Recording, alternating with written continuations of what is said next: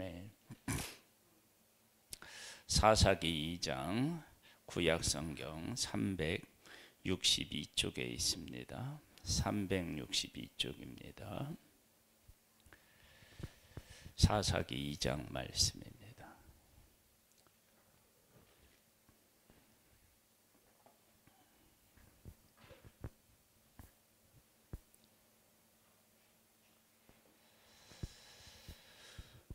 우리가 이제 회개한다라고 얘기를 할 때 회개는 우는 것이 회개가 아니고 지금까지 잘못했던 것에서 돌이키는 것을 회개라고 얘기합니다. 하나님의 백성이 울어요. 왜 우는지를 우리가 한번 말씀을 통해서 생각해 보겠습니다. 여호와의 사자가 길갈에서부터 복임으로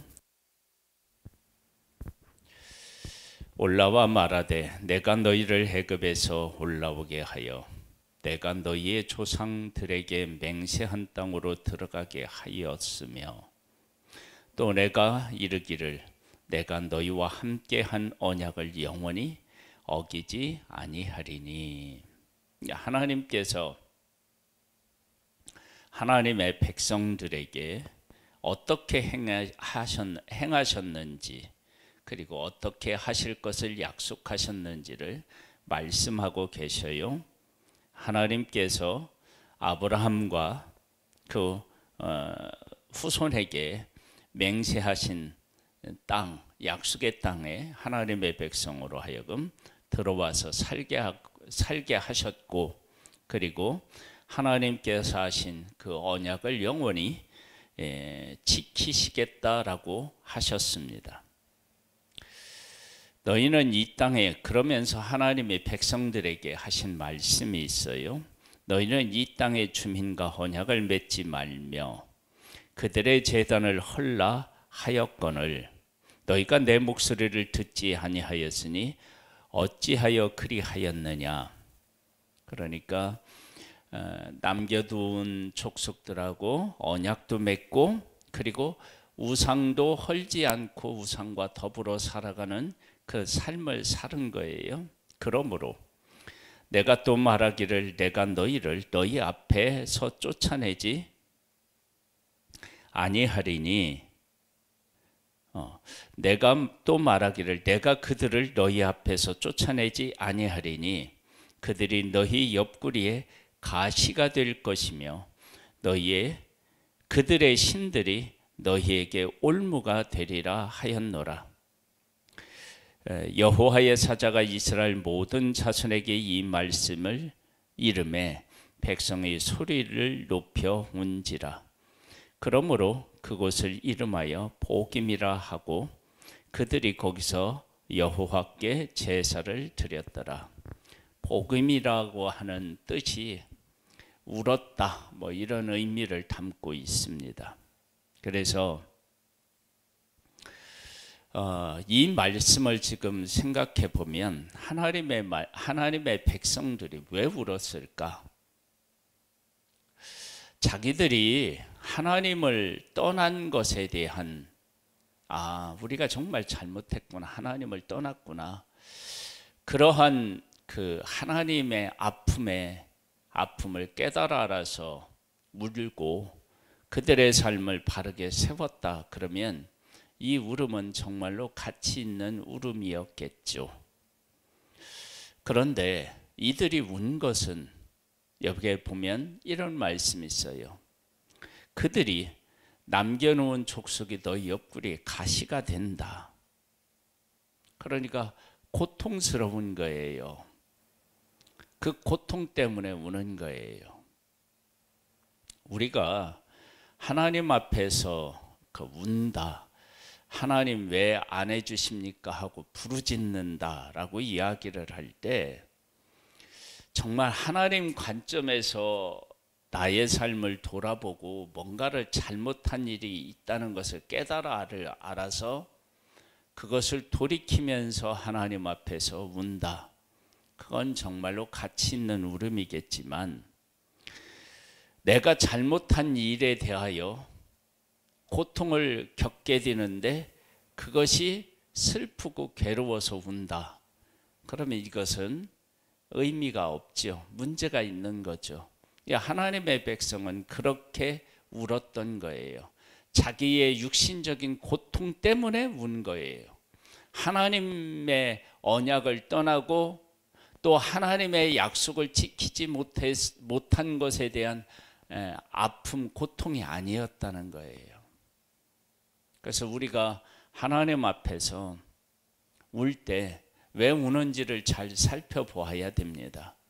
그러니까 내가 육신적으로 힘들고 어려우기 때문에 우는 것이 아니고 정말로 우리가 하나님이 우리에게 이런 은혜를 베풀어 주셨는데 그 은혜를 잊고 정말로 이방인들과 언약을 맺지 말라겠는데 언약을 맺었고 우상 섬기지 말라고 그랬는데 우상을 섬겼다. 이게 하나님 앞에 얼마나 큰 잘못이냐라고 하는 것을 깨달아 알고 울면 이건 하나님 앞에 가치 있는 회개가 되겠지만 옆구리에 가시가 되어서 찔릴 것이다 라고 하는 육신적인 고통에 대한 것들이 두려워서 울었다. 그러면 이것은 회개도 아니고요. 이제 회개가 아니라고 하는 사실을 이제 그 다음 보면 나와요. 전에 여호수아가 백성을 보내매 이스라엘 자손이 각기 그들의 기업으로 가서 땅을 차지하였고 백성이 여호수아가 사는 날 동안과 여호수아 뒤에 생존한 장로들 곧 여호와께서 이스라엘 위하여 행하신 모든 큰 일을 본 자들이 사는 날 동안에 여호와를 섬겼더라. 여호와의 종 눈의 아들 여호수아가 110세의 죽음에 무리가 그의 기업의 경내 에브라임 산지 가하스 산 북쪽 딥낫 헤레스에 장사하였고 그 세대의 사람도 다 그 조상에게로 돌아갔고 그 후에 일어난 다른 세대는 여호와를 알지 못하며 여호와께서 이스라엘 위하여 행하신 일도 알지 못하였더라. 하나님께서 이제 행하신 이 일에 대한 이야기를 우리가 이제 월요일 날 이렇게 말씀을 나누었는데 새벽에 그때 우리가 이런 말씀을 나누었어요. 간증에 대한 이야기를 나누었는데 보통 이제 간증은 우여곡절이 있는 그런 삶에 대한 것들을 간증한다. 그런데 이 평안한 것이 얼마나 큰 은혜냐. 그런데 하나님의 백성들이 애굽에서 종살이 하다가 나와서 광야를 통과하고 전쟁을 치르고 이러는 과정은 사실은 뭐라고 할까요? 하나님이 구원해 주신 것도 감사하고 광야를 통과케 하신 것도 감사하고 전쟁에서 승리케 해 주시는 것도 정말로 감사한데 그건 감사한데 그렇게 행하시는 이유가 뭐냐? 그러면 약속의 땅에서 하나님의 백성이 하나님을 섬기며 살게 하려는 것이라고요. 그러면 지금 하나님의 백성은 약속의 땅에 와서 하나님을 지금 섬길 수 있는 그런 복을 누리고 있다고요. 그런데 그렇게 하나님의 은혜를 베풀어 주실 때 이들의 삶이 평안해요. 근데 그 평안함 속에 있을 때는 하나님께서 하시는 일을 제대로 못 본다는 게 문제가 있어요. 전쟁에서 승리케 하시는 때는 그래 우리가 보면 무기라든지 사람의 수라든지 이런 것들을 보면 우리가 그들을 이길 수 없는데 이겼다. 하나님이 도우셨구나 라는 것을 누구라도 알 수 있는데 평안할 때는 모르는 거예요. 씨를 뿌리고 가꾸어서 거두는데 하나님께서 도와주셔서 이른 비와 늦은 비를 내려주셔서 도와주셔서 수확이 많게 하셨다. 그런데 그러한 일들이 반복되면 이건 우리가 농사를 잘해서 그런 것이 아니냐, 땅이 비옥해서 그런 것이 아니냐, 뭐 이렇게 생각하며 하나님을 제대로 알지 못하는 어리석음을 우리는 범한다는 거예요. 그래서 평안할 때 하나님이 평안케 하시는 그 최고의 복을 깨달아 알고 그 하나님께 감사하고 그 하나님을 섬기는 것이 얼마나 큰 은혜냐, 이런 말씀을 우리가 나누었어요. 지금 6절에서 10절 말씀이 꼭 그런 거예요. 하나님의 백성들이 하나님이 행하신 일을 알지 못했대요. 여기서 행하신 일을 알지 못했다는 것은 출애굽시키고 광야를 통과케 하시고 또 전쟁에서 승리케 하신 그 하나님을 몰랐다는 거예요. 그러니까 그렇게 은혜를 베풀어 주셨기 때문에 지금 풍요로운 삶을 살고 있는 것인데 그걸 몰랐다는 거예요. 이제 그러면 이제 문제가 돼요. 어떤 문제가 생기느냐? 11절로부터 보면 이제 나와요. 이스라엘 자손이 여호와의 목전에 악을 행하여 바알들을 섬기며, 하나님을 섬기지 않고 우상을 섬기는 거예요.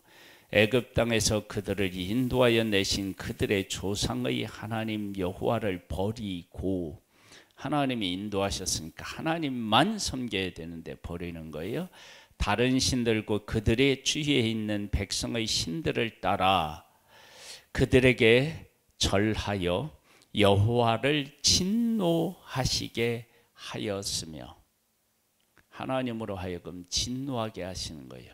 지금까지는 그 진노가 하나님의 백성의 원수들에게 그 진노가 임했는데, 지금은 그 진노가 하나님께서 그 약속하신 것을 주신 그 백성들을 향하여 지금 진노하시는 모습을 보게 됩니다.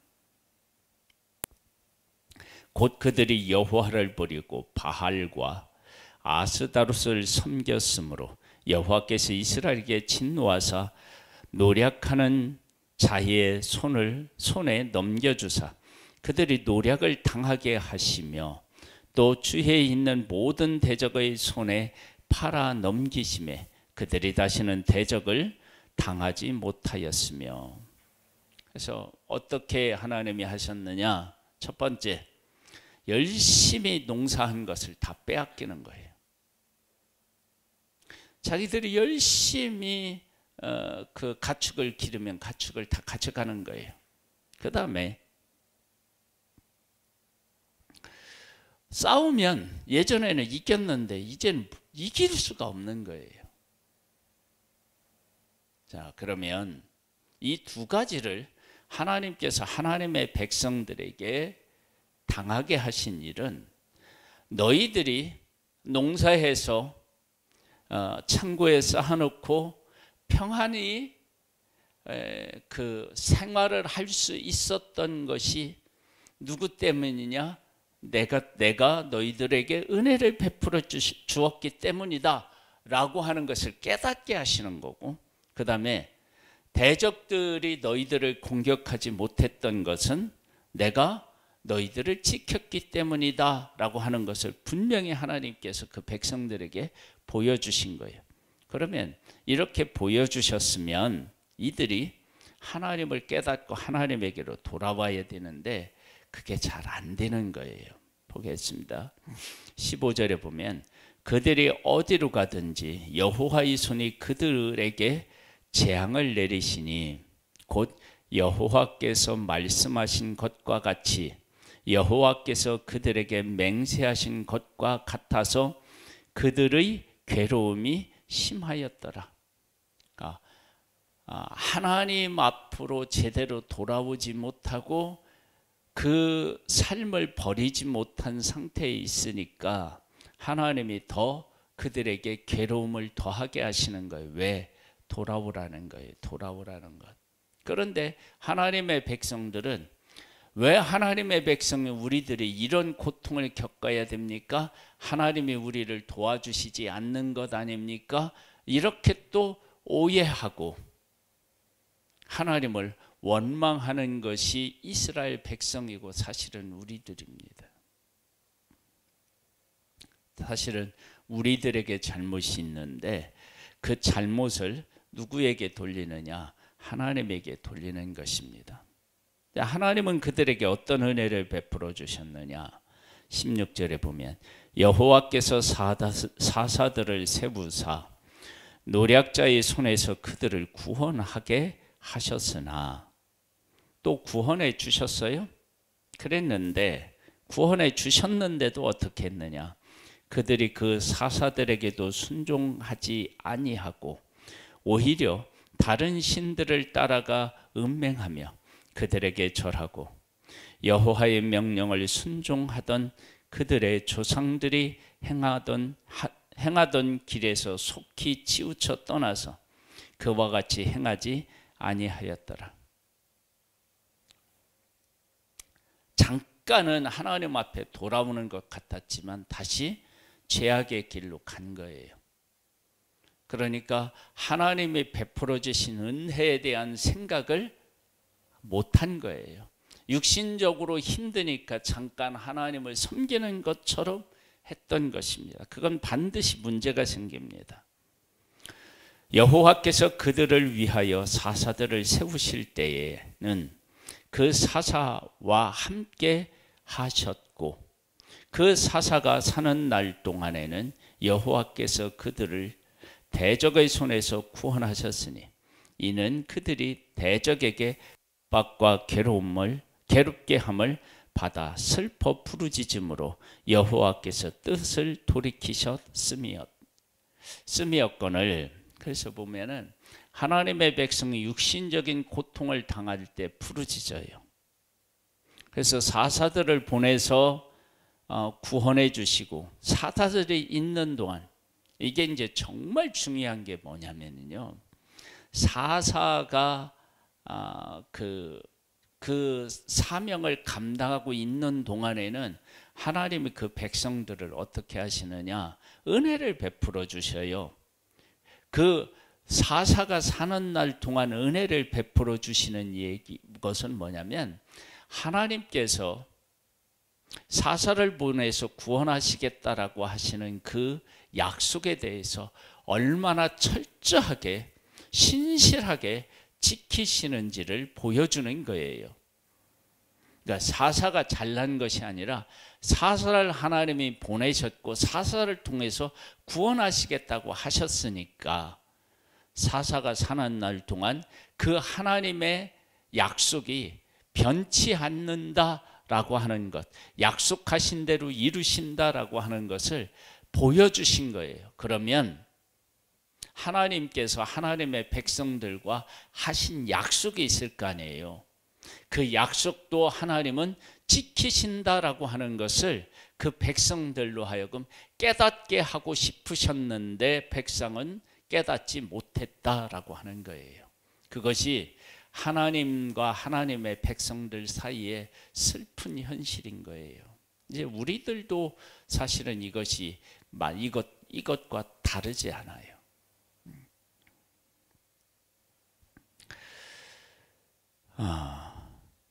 19절입니다. 그 사사가 죽은 후에는 그들이 돌이켜 그들의 조상들보다 더욱 타락하여 다른 신들을 따라 섬기며 그들에게 절하고 그들의 행위와 패역한 길을 그치지 아니하였으므로, 떠나니까 바로 타락해 버리는 거예요. 그러면 그들이 사사가 있었을 때 하나님을 섬기는 것처럼 보인 것은 그들의 믿음이 아니었음을 알 수 있다고요. 우리가 하나님을 섬기는데 무엇이 있고 무엇 때문이고 그러면 그것은 내 신앙이 아닙니다.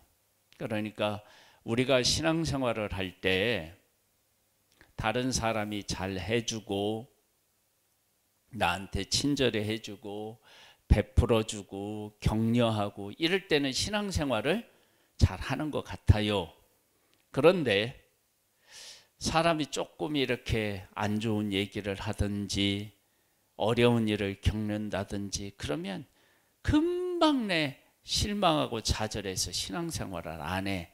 그러면 그 사람은 하나님을 하나님으로 알고 섬긴 것이 아닌 거예요. 이제 그런 일들이 하나님의 백성들에게 반복되었으니까 그 백성들의 믿음의 수준이 어떠했는지를 알 수 있습니다.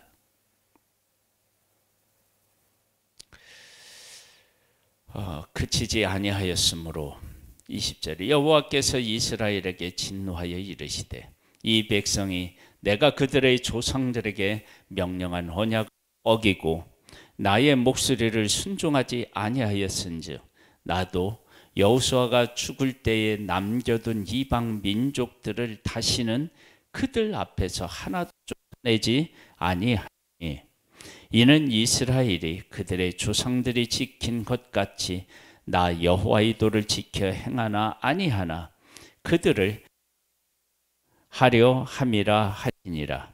여호와께서 그 이방 민족들을 머물러 두사 그들을 속히 쫓아내지 아니하셨으며 여호수아의 손에 넘겨주지 아니하셨더라. 하나님의 백성이 그러면 이제부터 이제 그 하나님께서 주신 원리를 따라서 이제 살게 돼요. 뭐냐? 이방 민족을 쫓아내지 않아요. 그러면 어떻게 되느냐? 하나님의 백성이 평안하면 하나님을 섬기는 거고, 남겨놓은 이방 사람들이 자기를 괴롭게 하면 하나님을 떠난 거예요. 그것을 즉각적으로 알 수 있도록 하나님께서 환경을 만드신 거예요. 그러면 하나님의 백성은 그 일을 통해서 남겨놓은 이방 사람들이 자기들을 공격하고 자기들보다 더 잘 나가고 그렇다. 그러면 그것을 보는 순간 우리가 하나님을 떠났구나. 그리고 하나님 앞에 돌아와 하나님을 섬기면 평안해진다. 우리가 하나님을 지금 섬기고 있구나. 그런 것들을 바로바로 알 수 있도록 하나님이 하신 거예요.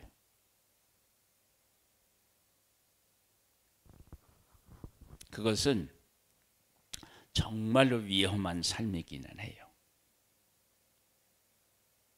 그러니까 우리도 한번 잘 생각해 보세요. 어디가 아프면 내가 음식을 잘못 먹는다든지 이렇게 일을 하는데 제대로 된 자세로 하지 않는다든지 그러면 즉각적으로 어떻게 해요? 고통이 오잖아요.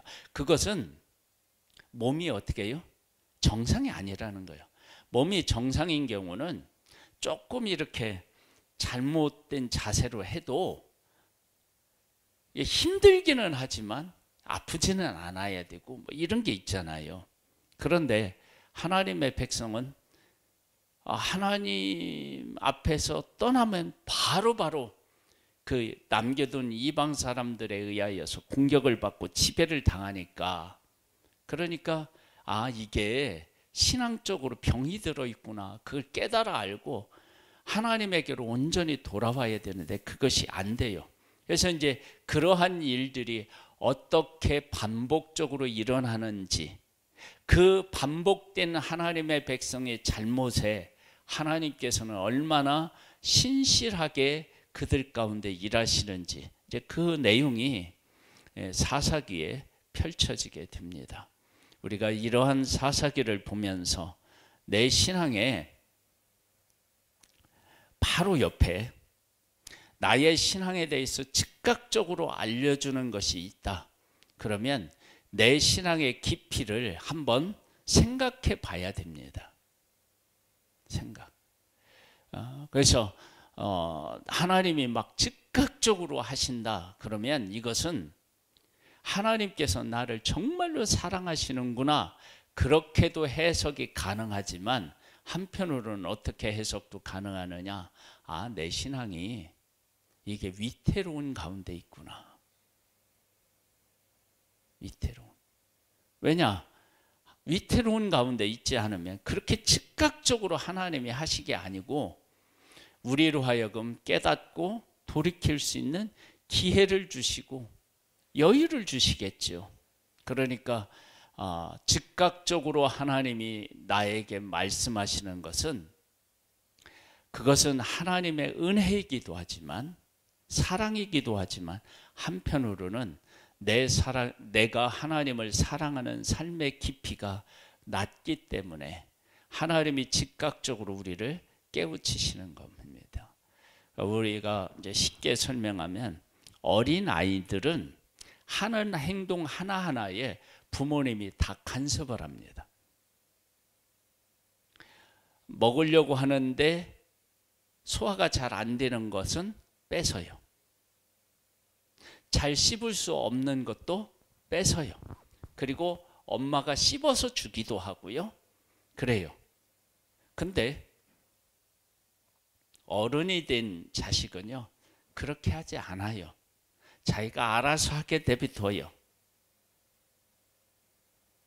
그러면 하나님이 내 신앙도 하나하나 다 간섭하시는 것은, 그것은 하나님 앞에서 내 신앙이 얼마나 어린지에 대한 것도 생각해 봐야 된다라고 하는 거예요. 그래서 지금 사사기에서 하나님께서 옆에 가시를 두셔서 하나님의 백성이 떠나면 찌르는 거예요. 떠나면 찌르는 거예요. 그것은 하나님의 백성이 그만큼 하나님으로부터 멀리 있고 위태롭다라고 하는 것을 이야기한 것입니다. 그런 측면에서 나의 신앙을 한번 살펴보고 하나님 앞에서 바르게 서는 견고한 신앙의 사람이 되기를 소망하며 하나님과 함께 승리의 삶을 살기를 소망합니다. 사랑하는 하나님 아버지, 이 아침에도 말씀을 통하여 우리의 신앙을 다시 한번 생각해 볼 수 있도록 은혜를 베풀어 주셔서 감사합니다. 하나님의 백성들이 남겨둔 족속들에게 즉각적으로 바로바로 고통을 겪는다는 것은, 그 하나님의 백성들의 믿음이 그만큼 하나님을 속히 떠날 수 있는 그런 연약한 상태에 있었기 때문입니다.